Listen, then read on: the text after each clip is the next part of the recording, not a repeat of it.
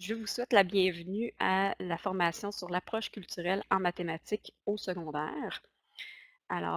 Aujourd'hui en fait, je me présente d'abord, Geneviève Dupré, je suis responsable des programmes d'études de mathématiques, au ministère de l'Éducation et je suis en compagnie de plusieurs collègues aujourd'hui. Donc d'abord, Geneviève Côté, qui est responsable des programmes d'études du domaine des arts et des dossiers culture-éducation. Ensuite, son collègue Éric Hiel, qui est enseignant en prêt de service aussi pour le domaine des arts et des dossiers culture-éducation. Marie-Hélène Marcoux, qui est conseillère en culture-éducation au sein de l'équipe culture-éducation. Et mes deux collègues en mathématiques, donc Raymond Nolin, qui est enseignant en prêt de service pour le primaire, qui va nous accompagner aujourd'hui, et Esther Veilleux, enseignante en prêt de service également pour le secondaire. Donc voilà la belle équipe qui a travaillé à la formation que nous allons vous présenter aujourd'hui. Alors, pour commencer, les intentions de la rencontre, donc pour bien se situer puis un peu voir, où se dirigera la rencontre. Alors dans un premier temps, on souhaite, permettre en fait, on souhaite démontrer l'importance du rôle de l'enseignant pour l'intégration de la culture dans les disciplines aujourd'hui, plus particulièrement, bien sûr, en mathématiques. Prendre le temps de définir la notion de repère culturel et on souhaite aussi reconnaître quelques repères culturels qui sont spécifiques à la mathématique. Donc, au niveau du déroulement, ce qu'on vous propose, c'est dans un premier temps, vous présenter les compétences professionnelles là, qui sont relatives à l'approche culturelle. On va dans un deuxième temps définir les repères culturels, puis s'attarder aux caractéristiques d'un repère culturel. Ensuite, on va regarder comment on peut sélectionner un repère culturel, des indicateurs qui peuvent nous soutenir là-dedans, des repères culturels plus spécifiquement en mathématiques. On va aussi explorer des pistes d'activités culturelles et c'est dans cette partie-là où il y aura une petite activité d'échange là, qu'on vous proposera en petites équipes. Et on terminera avec quelques petites pistes réflexives. Alors voilà, je vous souhaite une bonne formation. Donc, oui, oui, bonne formation à tous. Merci Geneviève. Donc, on a évidemment plusieurs définitions qui existent de la culture. La définition sur laquelle nous, on s'est arrêté, celle qui correspond à l'intégration de la dimension culturelle dans l'ensemble de nos programmes d'études, c'est vraiment la culture vue comme l'ensemble des phénomènes sociaux propres à une communauté ou une société humaine. Donc, je vais juste... Parfait. Dans le référentiel de compétences professionnelles, tant dans le nouveau que dans l'ancien, la compétence qui réfère à la dimension culturelle, donc c'est vraiment la compétence 1. Dans le nouveau référentiel qui vient tout juste de sortir, c'est vraiment d'agir comme professionnel cultivé qui est à la fois un interprète, un médiateur, un critique d'éléments de culture dans l'exercice de ses fonctions. Ce que ça veut dire, évidemment. Donc, on va en parler, donc on va un peu parler du concept de culture dans les prochaines diapositives, comme Geneviève le dit, puis par la suite, on va arriver évidemment dans le vif du sujet. La culture, tout comme la langue d'enseignement, dans le nouveau référentiel, on en parle comme compétence fondatrice parce que ni l'une ni l'autre ne peut être dissociée de l'éducation, évidemment. On ne vous lira pas l'ensemble du référentiel, mais si on peut en faire un bref résumé puis ressortir qu'est-ce qui s'applique en classe. Donc, c'est vraiment de dire que l'enseignant a une relation de médiateur, c'est-à-dire que c'est vraiment dans la relation avec l'élève qu'il va transmettre, qui va jouer le rôle de médiateur culturel, à la fois en lui permettant à l'élève de s'approprier le patrimoine culturel, en faisant des liens avec sa culture, la culture scolaire, évidemment la culture seconde, donc, je ne vous lis pas la diapositive en entier, mais c'est vraiment à la fois basé sur l'histoire, à la fois aussi basé sur des lectures. On parle ici de langages qui sont en mathématiques, logico-mathématiques, scientifiques, évidemment des langages narratifs aussi, comme les langages qui concernent la littérature, ou bien aussi on est dans le poético-lyrique comme les arts. Donc, les diapos suivantes vont vous aider à comprendre davantage la compétence 1 et toutes ses composantes. On parle du patrimoine de l'humanité. Donc, c'est large, mais c'est partout en même temps, donc très près de nous. Donc, exemple, moi, dans ma ville, à Saint-Jean-sur-Richelieu, il y a 3 ponts qui passent au-dessus de la rivière. Une rivière qui puise sa source dans le lac Champlain. Donc, déjà là, naturellement, il y a des choses intéressantes. Mais tout ça pour dire que ces 3 ponts-là, des façons sont très différents. Donc, il y en a un qui est à arche, qui passe par-dessus la rivière. Il y en a un qui tourne, le pont des trains, lui, il tourne. Et on a un autre pont qui est un pont-levis. Donc, 3 fonctionnements différents. Donc, juste là, près de chez nous, on a des choses qui, culturellement, peuvent être très, très intéressantes à comprendre pour les élèves. Donc, il s'agit juste du point de vue qu'on va le montrer. Et probablement que les élèves, moi, de Saint-Jean-sur-Richelieu, ne connaissent pas le nom de ces ponts-là. Donc, c'est d'autres choses c'est très intéressant. Autre chose, si on parle, exemple, de système métrique ou du système impérial. Donc, c'est quoi la différence entre les deux? Pourquoi les deux existent? Ou encore les Celsius et les Fahrenheit.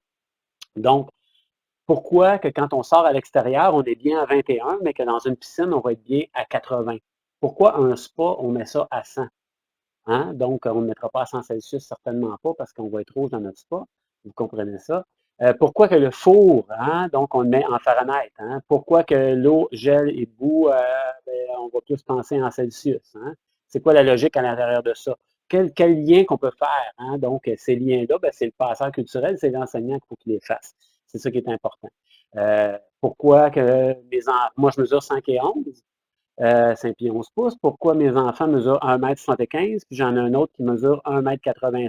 Hein? C'est qui le plus grand? C'est qui le plus petit?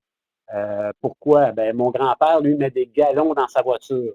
Ben, moi, je mets des kilowattheures parce que j'ai une voiture électrique.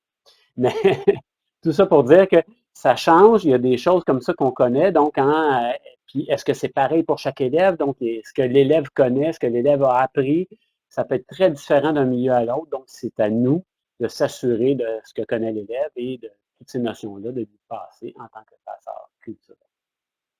Donc, pour intégrer la culture, savoir ce qu'on enseigne, c'est important. Ce qu'on doit enseigner. Quand on connaît le programme, c'est plus facile de faire des liens avec l'histoire, l'actualité, le patrimoine. Est-ce que j'ai raison? Est-ce possible de penser autrement? Pourquoi? Est-ce qu'il y a une seule façon de faire? C'est important d'ouvrir les élèves à cet esprit-là aussi. La culture, c'est un milieu de vie.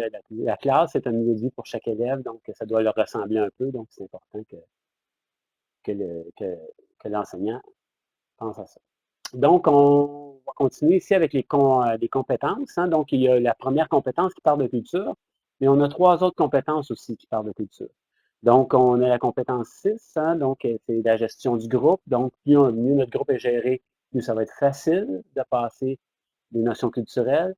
La compétence 7, la différenciation. Nécessairement, les élèves ne viennent pas des mêmes milieux, n'ont pas les mêmes connaissances, n'ont pas la même culture. S'intéresser à cette culture-là, ça peut aider énormément.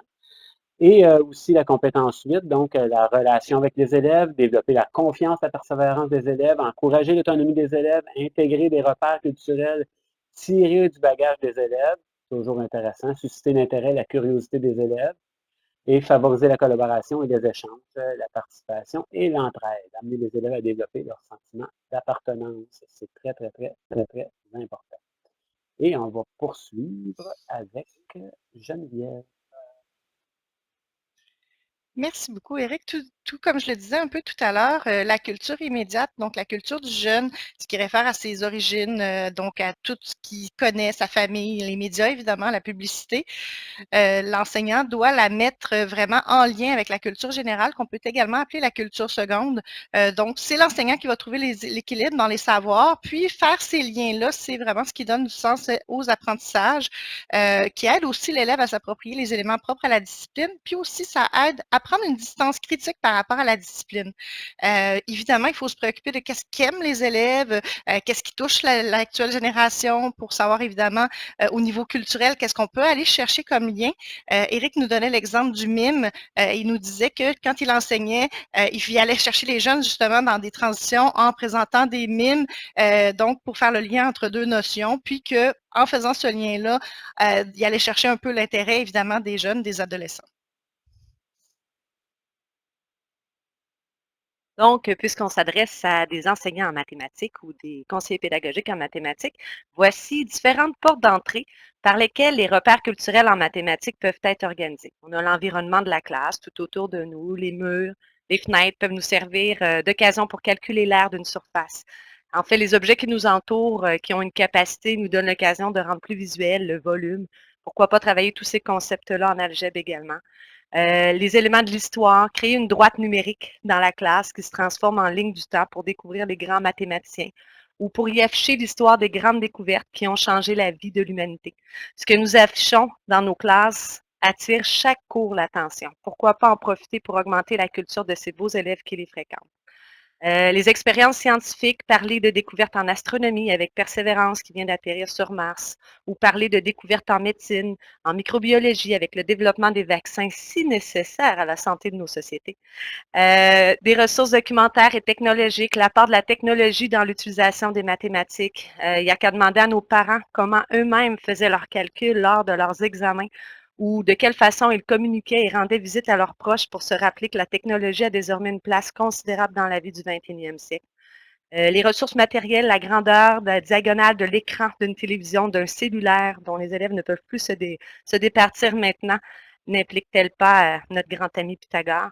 Il existe vraiment une multitude de possibilités nous permettant de laisser entrer la culture dans notre enseignement. Et si vous prenez le temps d'y réfléchir, certainement que vous le faites déjà beaucoup dans votre pratique. Prendre conscience de l'apport de la culture dans l'éducation de nos élèves nous permet uniquement de pousser plus loin ce grand pouvoir que possède l'approche culturelle dans notre enseignement. Donc, pour faire le lien avec la définition de la culture qu'on s'est donnée, on a évidemment établi une définition des repères culturels. Donc, on les définit comme des objets d'apprentissage qui sont signifiants sur le plan culturel, dont l'exploitation en classe permet à l'élève d'enrichir son rapport à la fois à lui-même, aux autres et au monde. Pour vous en dire davantage sur le repère culturel, ce qu'on va faire, c'est qu'on va vous inviter à cliquer sur le lien. Là, je vais le mettre également dans le clavardage public. Donc, je constate que, la plupart, en tout cas la grande majorité, on le pouce vers le haut. Donc, vous avez eu pris le temps de regarder la capsule. Comme la capsule l'expose, les repères culturels peuvent prendre différentes formes. Je nommerai pas toutes les formes qui sont à l'écran. Évidemment, ça se reflète de différentes façons. Si on peut en nommer quelques-uns et si vous voulez, vous avez l'outil texte, là, vous pouvez même aller en écrire là, pour vous des repères culturels sur la vignette actuelle. Des repères culturels comme par exemple, ça peut être la dernière coupe Stanley du Canadien, l'affiche d'un film, un thermomètre, peu importe si le thermomètre il provient de quelle époque, un fusil de bataille des plaines d'Abraham, le Bas-Canada, une peinture, un livre, une pièce de théâtre, une musique, la découverte de l'uranium, la gauche, la droite, tribord, bâbord, côté cour, côté jardin, bref, les repères culturels sont très diversifiés, donc ils prennent toutes ces formes. Également, les repères culturels, on le sait, ils proviennent de différents domaines. On les associe souvent au domaine artistique et historique, mais il est important quand même de se rappeler qu'ils sont aussi associés au domaine sociologique, scientifique et anthropologique. Donc, on réfère beaucoup à des repères culturels qui sont à la fois d'ici, d'ailleurs, d'hier et d'aujourd'hui. On fait également beaucoup de liens avec l'évolution de l'homme, les découvertes, les inventions. Donc, voilà, je laisse le flambeau à Eric. Merci Geneviève. Donc, la nature d'un repère culturel, hein, donc, exemple de mon grand-père de tantôt et ses galons, ben, ça représente une époque. Hein, donc, on ne parle plus de galons de nos jours quand on a de l'essence. Ma génération a Facebook, elle est jeune avec TikTok, donc chaque génération a comme son réseau social aussi. Donc, ça, c'est différent aussi. Donc, là, on parle d'époque. D'une société à l'autre aussi, les valeurs sont différentes. Hein? On a juste à penser au droit de vote, à la liberté d'expression, très différent. L'histoire qui nous apporte un problème présentement, ben, il va y avoir des répercussions, des changements. Ben, c'est la même chose depuis. Il y en a eu d'autres problèmes comme ça, historiques, qui ont fait en sorte que la société a évolué, a changé. Et la créativité de l'homme, ben, c'est sans limite. Hein? Ça permet de les avancer sur plusieurs points. Donc, les repères, hein, qu'est-ce que les repères permettent? Hein? Donc, ça définit les apprentissages. Hein. Ça permet à l'élève de connaître et de comprendre des facettes de la vie qu'il ne connaît pas, d'ouvrir l'esprit avec des choses qu'il ne connaît pas. Hein. Exemple, la copine de mon garçon qui est anglophone, ben, elle apprend des nouvelles choses depuis qu'elle baigne dans ma famille, parce que moi, j'écoute énormément de musique francophone, donc elle ne connaissait pas ce côté-là. Puis elle m'apprend aussi des choses. Hein. Personne n'est pareil, personne n'a les mêmes orientations. Hein. Pourquoi on parlait de galon à l'époque? Ben, de se situer, de comparer, puis sans porter de jugement, d'essayer d'avoir de l'ouverture d'esprit à travers ça. Ça nous permet aussi d'avoir plus d'ouverture d'esprit. Donc, qu'est-ce que les repères développent? Ben, ça, les apprentissages des élèves, oui, la matière, mais aussi un développement global, parce qu'on va en apprendre plus sur l'être humain et sur plein de choses, que ce soit sur notre ville, hein, donc si tu connais les ponts de ta ville, ben, ça peut t'aider à t'intégrer, mais si tu connais des choses aussi à l'extérieur de ta ville, en voyage, etc., c'est sûr que c'est très, très intéressant. Ça va développer des choses essentielles chez les jeunes. Et donc, il y a 4 niveaux pour définir les repères culturels. Ben, si je vais avec un exemple rapide, là, tantôt je parlais du Fahrenheit et des Celsius, hein, donc est-ce que ça, c'est de la culture immédiate ou de la culture générale? Ben, c'est un peu des deux, hein, donc, mais pourquoi la piscine est en Fahrenheit? Pourquoi c'est en Celsius à l'extérieur? Ben, c'est intéressant à savoir. Hein, puis ils représentent quoi? Ils viennent d'où? Hein? Donc, les Fahrenheit ont été inventés en Allemagne. Ben, les Celsius, eux, ont été inventés Suède, si je ne m'abuse. Donc, pourquoi? Ben, le Celsius était plus simple. Hein? Donc, on a pris le 0 puis le 100. Mais le Fahrenheit, lui, est plus précis. Donc, c'est toutes des choses comme ça que quand on va l'enseigner aux élèves, si on l'enseigne en montrant en démontrant des faits, ben, ça va rester encore plus ancré en dedans d'eux, ça va être plus intéressant. Donc, c'est l'enseignant qui a à faire des liens avec sa matière à travers ça. Des fois, on connaît notre matière, il faut juste aller chercher un repère culturel à gauche ou à droite qui nous intéresse et en parler aux élèves et faire des liens avec celui-là. Ça aide à passer notre matière. Et je vais laisser présentement la parole à Esther. Alors ici, on vous montre une diapositive. En fait, c'est une fiche que vous pouvez trouver dans les documents téléchargés à droite dans VIA. C'est un peu un pense-bête pour nous aider à assurer que les repères que nous utilisons dans notre enseignement sont riches, variés, liés à différentes intentions, un peu pour s'assurer de voir de manière globale nos intentions pédagogiques liées à la culture. Elle vous permettra de faire un portrait global de votre utilisation des repères culturels. Vous pourrez donc l'utiliser, la plastifier, la placer dans vos dossiers de planification. Génial, hein? Cette fiche vous permet donc de peaufiner votre sélection des repères, de vous aider à les diversifier. Et là, on voit que pour répondre justement là, à ce qui a été pensé, c'est de choisir un PICO pour chacun des 3 premiers niveaux, puis une catégorie pour chacun des ensembles du 3e niveau. Merci. On passe à Geneviève. Merci Esther. Donc, la prochaine diapositive, en fait, c'est vraiment donc de faire le lien entre la motivation de l'élève qui est liée au repère culturel. Donc, ça amène l'élève à faire des liens, donc à reconnaître l'histoire, les méthodes, les principes de l'évolution de la discipline qu'il apprend. Évidemment, ça exige la maîtrise de la compétence, des principes, des notions. Ça, évidemment, on l'a tous quand on est enseignant, la connaissance pédagogique et évidemment de s'assurer de la validité de l'information rendue disponible aux élèves, puis aussi d'apprendre à ces mêmes élèves-là de comment ils peuvent valider l'information qu'ils trouvent eux-mêmes sur Internet. Donc, les principes, donc, c'est on peut diversifier les ressources éducatives, matérielles, techniques, environnementales, toujours se méfier donc de l'élitisme, du populisme, et aussi de ne pas tomber dans les clichés, de ne pas être moralisateur, bref, d'éviter aussi que les repères culturels proviennent tous d'une même culture. Parfois, on pourrait avoir tendance à dire, je vais me rapprocher de la culture de l'élève, je vais aller vers sa culture première, je vais essayer de rester là pour l'intéresser davantage, mais le but, c'est vraiment de partir de cette culture-là, mais de l'amener plus loin, bien évidemment. Le micro vient à moi. Excellent. Alors, passons à une partie qui va certainement vous intéresser, c'est-à-dire celle liée aux mathématiques. Après vous avoir expliqué, dans le fond, ce qu'est un repère culturel, nous vous présentons dans cette deuxième partie de notre rencontre l'approche culturelle en mathématiques au secondaire. Dans le programme de mathématiques du deuxième cycle du secondaire, nous avons trouvé cette petite citation qui mentionne que la mathématique est une composante fondamentale de la culture. Elle fait partie du patrimoine et a évolué au cours des âges. En réalité, la culture mathématique est universelle. Elle touche presque tous les domaines de la vie. Comme le disait David Hilbert, un mathématicien allemand du 20e siècle, pour la mathématique, le monde de la culture ne forme qu'un seul pays. Intéressant de savoir qu'il a vécu jusqu'au temps de la guerre. L'approche culturelle en mathématiques est d'autant plus importante du fait que les mathématiques sont la seule discipline où chaque génération ajoute une étape à l'édifice ancien. Puisque, comme l'écrivait Hermann Henkel, l'histoire nous montre en effet que dans plusieurs disciplines scientifiques, les nouvelles générations détruisent ce que la précédente a édifié. Comme le mentionne le programme, les connaissances mathématiques servent à exprimer la structure logique des choses et des phénomènes et sont donc un instrument de sens critique. C'est essentiel dans un monde aussi vaste que le nôtre.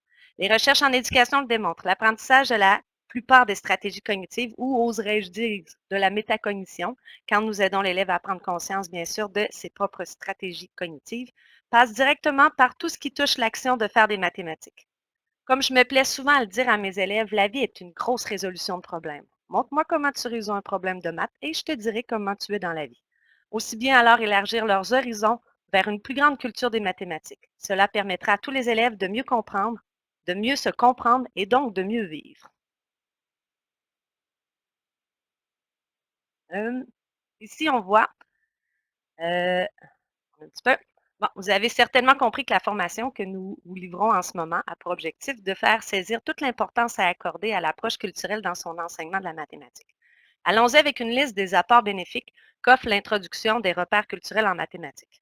Donc, on a ici les repères culturels en mathématiques qui permettent aux élèves de situer les concepts mathématiques dans un contexte historique et social, comme tous ces philosophes qui ont tant fait avancer cette discipline. Dans le fond, c'était une belle façon de convaincre d'utiliser les mathématiques, puisque avec un seul contre-exemple en mathématiques, on pouvait faire écrouler une conjecture. Les repères culturels en mathématiques offrent la possibilité aux élèves de voir et de mieux comprendre leur évolution et de cerner les problématiques qui ont suscité le développement de certains processus, de même que les besoins que les concepts mathématiques ont comblés. Pensons aux machines simples qui se retrouvent dans nos plus grandes usines.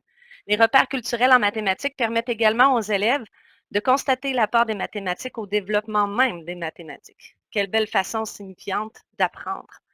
Les repères culturels en mathématiques permettent aux élèves d'établir des liens avec les autres domaines, apporter un regard éclairé, esthétique ou critique sur le monde. Ce sont en effet de grands artistes comme Léonard de Vinci ou Desargues qui ont poussé les mathématiques à explorer les différentes perspectives en géométrie. Ça permet aussi de mieux comprendre et d'apprécier tout ce qui entoure leur vie quotidienne.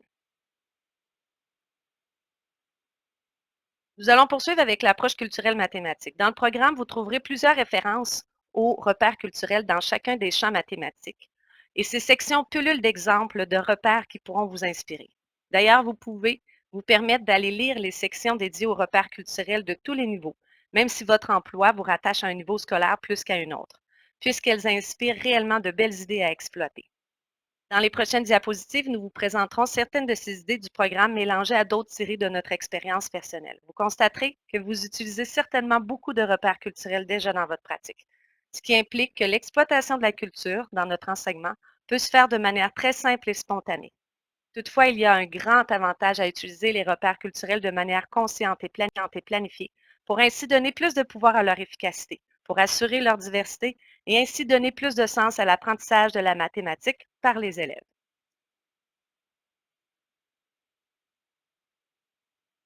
Nous allons poursuivre avec,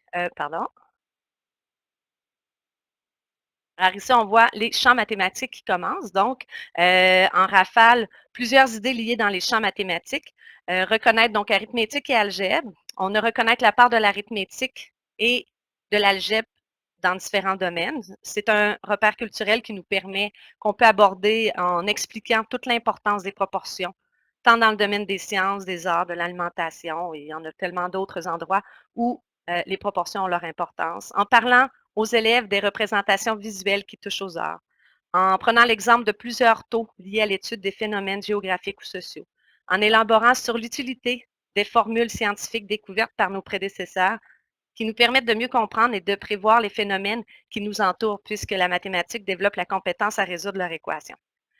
Un autre repère, observer les caractéristiques, les avantages et les inconvénients de différents systèmes de numération. Les élèves sont fascinés vraiment d'apprendre d'autres façons de faire les mathématiques dans le monde, de réaliser que certains peuples comptent en base 20, comme les Inuits du nord de notre pays, par exemple. Ils comprennent d'ailleurs mieux leurs difficultés liées à la résolution de problèmes, incluant les concepts de l'heure, quand ils découvrent d'autres systèmes de numération. Sensibiliser l'existence de plusieurs types de nombres ainsi qu'à certaines de leurs applications. Si on pense à l'introduction des nombres irrationnels, par exemple, la révolution mathématique qui a entraîné l'acceptation du nombre zéro, le vide, le nombre pi qui continue de fasciner les mathématiciens modernes. Mais si on y pense vraiment, comment serait le monde aujourd'hui si nous n'avions pas le cercle? Aussi bien raconter l'histoire de leur découverte, de leur évolution et de leur utilité pour que les élèves comprennent plus facilement les concepts et processus à l'étude.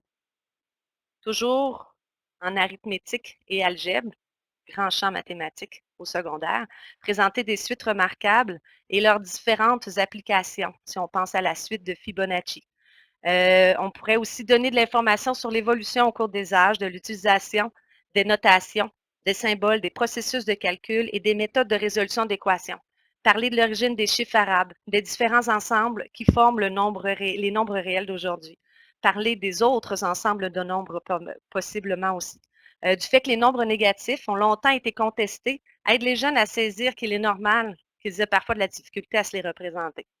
Un autre père, susciter des discussions sur la puissance et les limites des outils de calcul, leur faire découvrir l'histoire de la calculatrice et pourquoi pas en leur permettant d'utiliser eux-mêmes les anciens outils de calcul, comme nos parents le faisaient, comme j'en ai parlé tout à l'heure. Leur permettre de constater l'histoire accélérée de l'informatique, de la technologie qui occupe une place si importante dans le monde d'aujourd'hui. Découvrir les concepts et processus mathématiques qui se cachent derrière la programmation qui contrôle les algorithmes leur donnera assurément un grand pouvoir au 21e siècle.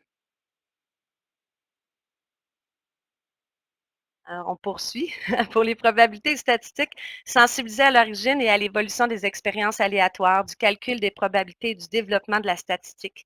En remontant à l'origine des jeux du hasard, on découvre que les jeux de cartes proviennent du Moyen-Orient, par exemple, ou au début du 20e siècle, les cartes à perforer, les tabulatrices électriques ont révolutionné les méthodes de calcul des statistiques. Un autre père apprécie la part des mathématiciens ayant contribué à l'essor de ce champ, comme les concepts de régression et de corrélation de Galton ou les travaux sur la pression atmosphérique de Pascal. Amener à faire une analyse critique des jeux de hasard en proposant aux élèves de calculer la probabilité de gagner le gros lot du Lotomax, qui équivaut à quelque chose comme une chance sur 28 millions, quelques centaines de mille, tandis que la probabilité qui donne une chance ou peut-être un risque d'être frappé par la foudre qui correspond à un risque sur 1 million. Développer l'habileté à traiter et analyser des données statistiques. En réalité, notre vie quotidienne est truffée de données qualitatives et quantitatives. Il n'y a qu'à penser aux algorithmes de calcul qui dirigent nos choix de séries sur Netflix, les publicités sur les sites que nous visitons, le trajet que Google Maps nous propose en quittant notre stationnement le matin. Les graphiques, les moyennes, les prédictions, les pourcentages sont vraiment partout, aussi bien les découvrir dans leur contexte et dans toute leur histoire si nous voulons mieux les faire comprendre. En géométrie, utiliser sa pensée géométrique et son sens spatial dans différents domaines et situations sociales. Comment se repérer dans l'espace, comment lire une carte géographique, comment jouer à des jeux électroniques. Apprécier la part des mathématiciens en géométrie et dans les mesures. Découvrir la vie du père de la géométrie, Euclide. Refaire ses découvertes avec les élèves. Étudier un autre père, étudier l'évolution du calcul de la valeur de pi. La première définition de pi est due à Archimède, mais est-ce l'unique mathématicien à l'avoir exploité? Pi est-il encore un mystère pour les mathématiciens modernes? Découvrir l'évolution des instruments de mesure et des différentes unités de mesure, en élaborant sur l'histoire des unités de mesure qui est si particulière au Québec, comme en parlait tout à l'heure Éric, avec des traces qui proviennent des Anglais et des Français. Vous saviez, vous, que mes amis français n'y comprennent rien quand je leur parle de ma grandeur ou du poids de mon bébé? Découvrir avec les élèves les logiciels dédiés à la conception assistée par ordinateur. Découvrir et tester avec eux les animations en 3 dimensions. Génial et fascinant pour les jeunes. Résoudre des problèmes sur lesquels les mathématiciens se sont penchés. Calculer avec les élèves la circonférence de la Terre. Mais attention, essayez de leur demander de le faire sans les instruments technologiques, comme un moteur de recherche qui leur donneront exactement la réponse. C'est un méchant beau défi pour eux. Calculer le rayon de la Terre, la distance de la Terre à la Lune, la hauteur d'une pyramide et bien d'autres défis de ce genre si facilement associables à la culture. Ben bonjour, je suis ravie d'être avec vous pour prendre le relais. Peut-être que vous vous dites, oh là là, mon Dieu, c'est beaucoup d'informations, par où on va commencer? Effectivement, c'est des très bons exemples que Esther vous a donnés, mais ça peut donner l'impression d'être un peu submergé dans tous ces beaux repères culturels-là. Ben, moi, je vous dis, avant peut-être de vous lancer des défis importants, on peut aller s'inspirer de pistes, d'outils qui sont déjà faits. Et c'est ce que je veux vous présenter. Depuis à peu près plus de 10 ans, l'équipe Culture Éducation, en collaboration avec les responsables des programmes du ministère et de nombreux enseignants, on a créé des pistes d'activités culturelles pour chaque discipline, pour le primaire, pour le secondaire et depuis quelques années pour le préscolaire aussi. Donc, on peut aller s'inspirer de ces pistes-là que Esther, je crois, va vous présenter un petit peu plus en profondeur, mais vraiment de garder à l'esprit que ce sont des pistes prêtes que vous pouvez quand même adapter, modifier selon le contenu que vous souhaitez présenter à vos élèves. Et gardez en tête que ce sont de bons exemples qui font émerger la culture mathématique pour mieux ancrer les apprentissages. Et je pense que c'est un petit peu ça qu'il faut tenter de retenir, là. C'est pas intégrer la culture en mathématiques, c'est pas aller soudainement s'intéresser à une œuvre d'art pour passer un contenu. C'est vraiment la culture mathématique qu'on veut faire émerger pour donner du sens aux apprentissages, pour que les enfants puissent vraiment s'y retrouver, hein, parce qu'on le sait, seulement leur dire on va faire ça, tu vas voir, ça va te servir plus tard, ben ça marche un petit peu moins ces temps-ci. Hein. Donc, le repère culturel, c'est une bonne façon pour le faire. Donc, vous les retrouvez, les pistes sur le site du ministère dans la section enseignants, dossier culture éducation. Elles sont là. Sur le site du ministère, ce sont les pistes qui sont de l'année. Donc là, vous avez l'édition 2021. Chaque année a un thème précis auquel se rattachent toutes les pistes de toutes les disciplines. Cette année, c'est le vrai du faux. Ça nous semblait intéressant dans cette période de la vie où il est parfois de plus en plus difficile de distinguer le vrai du faux, où les apparences sont trompeuses. Ça nous semblait intéressant de proposer aux élèves de naviguer dans cet univers-là du vrai et du faux par l'entremise de toutes les pistes dans les disciplines. Bien entendu, instinctivement, vous allez vous diriger vers les pistes de mathématiques et vous avez bien raison, mais je vous encourage aussi à aller voir les pistes des autres disciplines parce que parfois, ça peut aussi nous inspirer fortement. Dans quelques minutes, Esther va vous les présenter plus en détail, mais je profite aussi du fait que je suis avec vous pour vous parler d'une nouveauté qui sera en ligne bientôt, on espère, qui s'appelle Par ici la culture. Alors, c'est une initiative de l'équipe Culture Éducation pour outiller les enseignants de chacune des disciplines à intégrer la culture dans leur discipline et à avoir tout ce qu'il faut au même endroit. Donc là, on l'a appelé Par ici la culture en mathématiques, mais il va aussi éventuellement y avoir Par ici la culture dans les autres disciplines. Donc, c'est vraiment l'idée de dire, ben, venez par ici, venez ici, venez par ici et vous aurez ce qu'il vous faut. On va avoir 4 sections. La première section va présenter des repères culturels, justement, sous forme de saviez-vous que. Donc, saviez-vous que la numération, blablabla. Donc, c'est saviez-vous que pourront être réutilisés avec vos élèves ou susciter votre réflexion. La deuxième section, on vous propose des activités un peu à la façon des pistes, mais qui sont quand même un petit peu plus explicites, je dirais. La troisième section, là, c'est une panoplie de ressources culturelles que vous pouvez avoir besoin. Alors, des sites intéressants en mathématiques, mais à saveur culturelle qui ont été sélectionnés. Ça peut être des ressources pour aider la collaboration. Donc, pourquoi ne pas faire appel à un mathématicien, à un statisticien, à une firme d'architectes qui pourrait éventuellement vous aider. On a aussi extrait tous les ancrages culturels du PFEQ. Donc, au lieu que chacun de son côté, on retourne feuilleter le programme, on sait que la charge est lourde et les journées passent vite. Donc, on est allé extraire les ancrages culturels de la section mathématiques et le simple fait de lire ces extraits-là, ben, ça nous prouve que c'est ça, on a vraiment une culture mathématique à exploiter.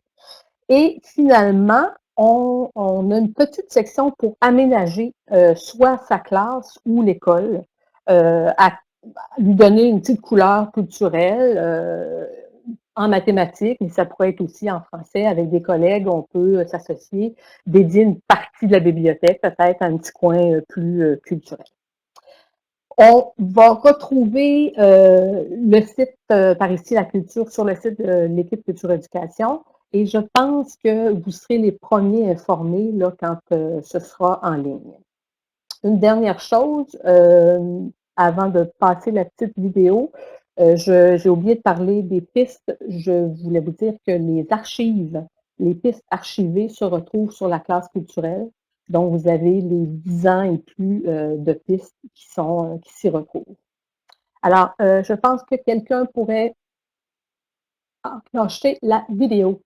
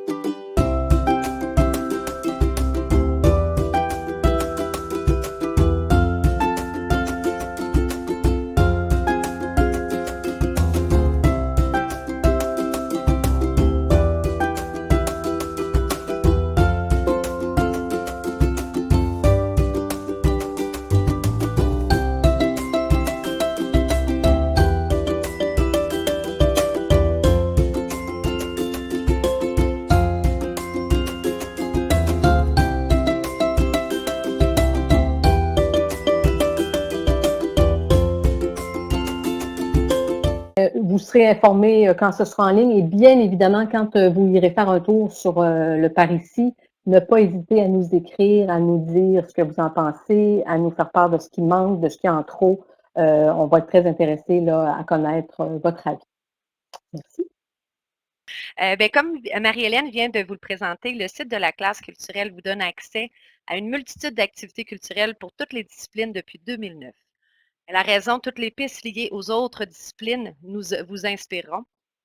Seulement, si nous aimerions dénicher des activités liées à un repère particulier en mathématiques, vous serez charmé par l'efficacité du site qui vous permet de faire une recherche par discipline. On voit ici, juste à droite, de la dispositive, l'aperçu des repères culturels exploités sur ce site en mathématiques.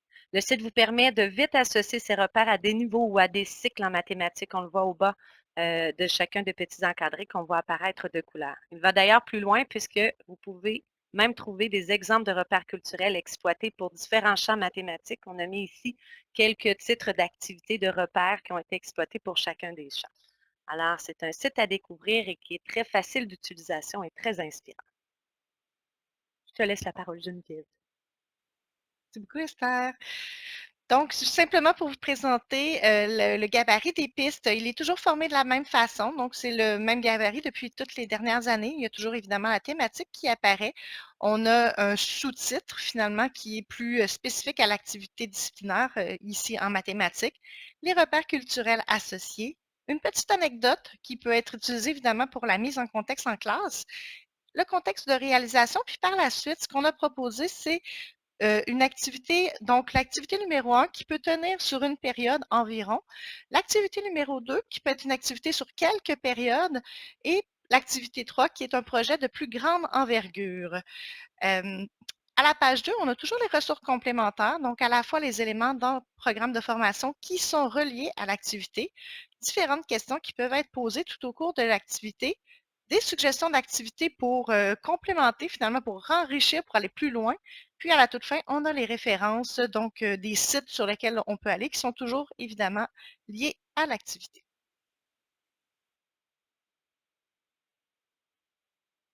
Alors, nous voici rendus à l'activité de réflexion et d'échange. Un des 3 thèmes choisis que vous voyez ici sur la diapositive vous servira de source d'inspiration pour faire jaillir quelques idées de repères culturels à utiliser dans votre enseignement. À noter, ces 3 thèmes représentent tous des thèmes exploités par l'équipe de culture et éducation qui vous a été présentée tout à l'heure dans les dernières années. Vous découvrirez d'ailleurs leur site après l'activité. Vous serez bientôt dirigé vers une salle où vous aurez l'occasion de découvrir le thème qui inspirera le repère culturel à trouver en collaboration avec d'autres participants et l'animateur de cette formation qui vous accompagnera. Vous aurez autour de 10 minutes environ en petites équipes. Au retour, en grand groupe, nous inviterons un des membres de votre équipe à présenter en 1 minute vos idées de repères coup de cœur. Bien sûr, toutes les indications vont être données dans les différentes salles qu'on devrait voir apparaître.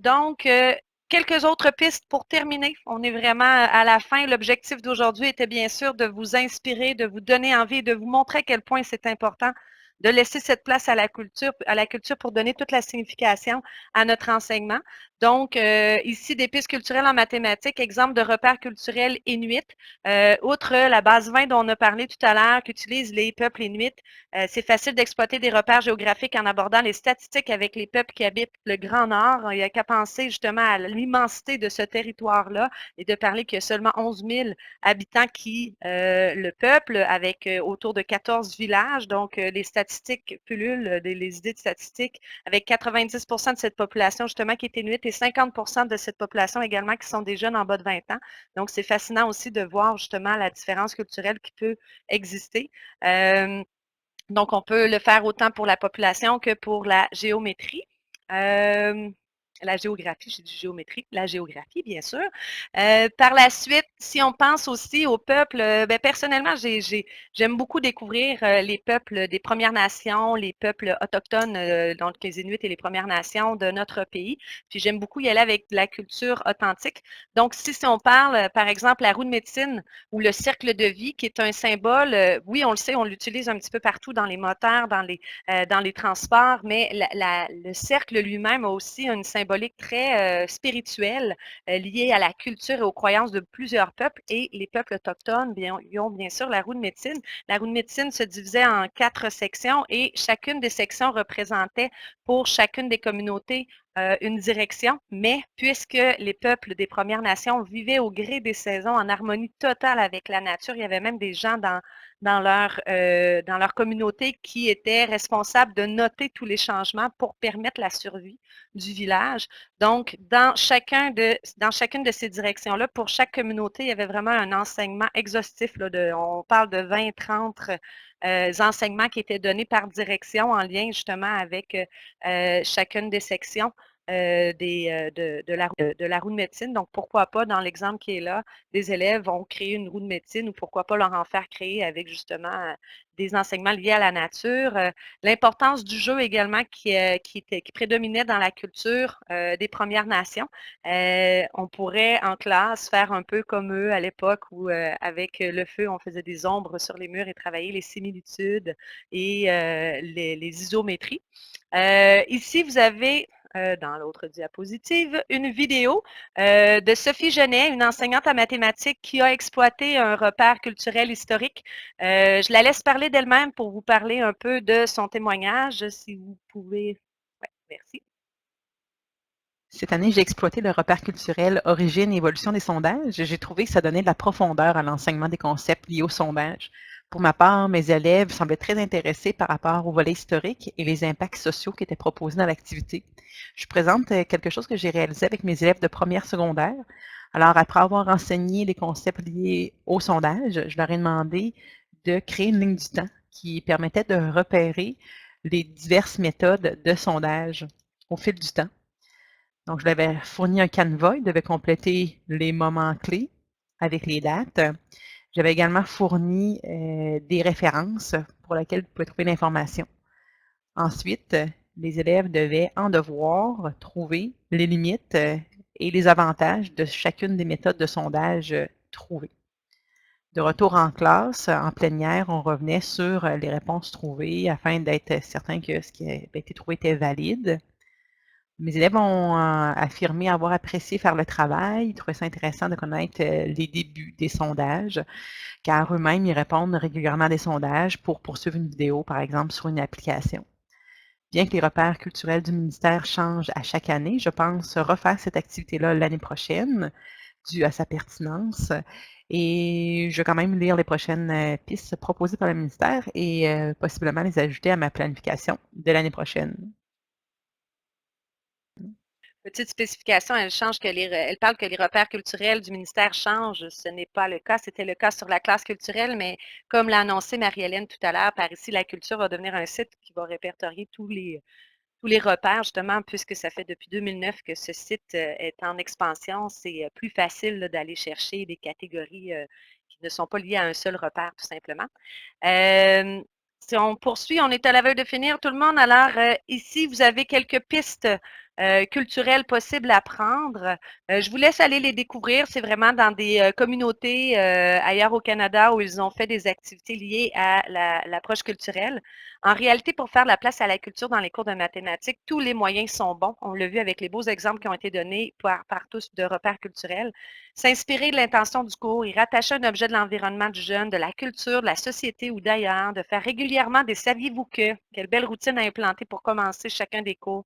Ça n'a pas besoin d'être long, juste une question ou un bref commentaire écrit au tableau et voilà que les élèves vont accrocher davantage au reste du cours. Si vous prenez bien sûr le temps de choisir vos repères en fonction des intentions d'apprentissage mathématique, puis de faire les petites recherches des fois qui sont nécessaires pour aller plus loin dans le repère.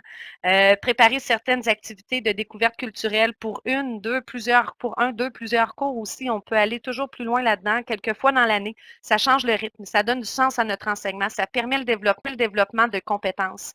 Faire des références à la façon de compter, d'utiliser des algorithmes, de prouver un théorème, de découvrir un concept ou un processus sous forme d'anecdotes au milieu de cours ou en quiz. C'est à vous de voir. Mais faire de la place à la culture dans le cours de mathématiques, ça va nécessairement donner du sens à tous les apprentissages qui sont réalisés dans ce cours. La culture permettra aux élèves de développer de meilleures compétences mathématiques, mais également de développer un sens critique, compétence si nécessaire au 21e siècle. L'approche culturelle aidera à mieux comprendre l'environnement technologique dans lequel nous vivons. Sur la prochaine diapositive, donc, vous voyez ici d'autres sites qu'on vous propose d'aller consulter. Vous avez d'abord Constellation, un site qui se peaufine d'année en année. Sérieusement, je l'adore, ce site. En choisissant l'onglet Lecture dans toutes les disciplines, vous pourrez ensuite, donc c'est vraiment Constellation, ça vous permet de voir plusieurs albums, plusieurs livres qui sont référés justement pour y découvrir toute l'ampleur de la culture par le livre. Mais il y a une section réellement réservée aux mathématiques. Donc, vous cliquez sur, vous allez pouvoir sélectionner mathématiques, ensuite le cycle où vous enseignez, où vous voulez avoir l'activité, ensuite la mathématique, et vous tomberez sur des suggestions de lecture où une description de chaque livre est donnée, ou pour plusieurs références, des pistes d'exploration vous sont fournies. Par exemple, en cliquant sur deuxième cycle au secondaire en maths, on tombe sur Cool Math. C'est un livre de Tracy Young et de Cathy Hewitt.